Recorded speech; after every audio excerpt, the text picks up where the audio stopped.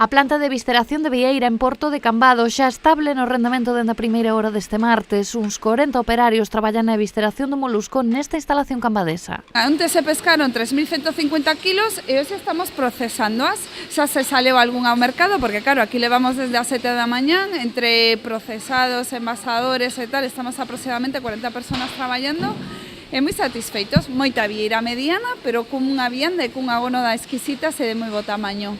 Nesta campaña a vieira si chegará a tempo para gañar protagonismo nas celebracións de Nadal, xa que o ano pasado non se puido recoller debido ao seu pequeno tamaño. Si, o ano pasado nada, no Nadal non tuvemos vieira, de feito fixemos a campaña desde mediados de xaneiro hasta finais de febreiro. Este ano, pois, dende onte estamos. Esperemos estar un par de meses que nos permita facer acopio para vendela todo o ano, porque non é un produto que xa comercializamos conxelado todo o ano.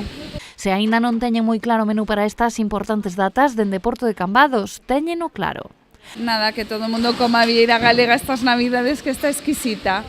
A campaña que comezou este luns non puido comezar mellor. Os participantes da extracción sinalan a gran calidade do molusco, que sen dúbida fará as delicias dos padais máis exixentes.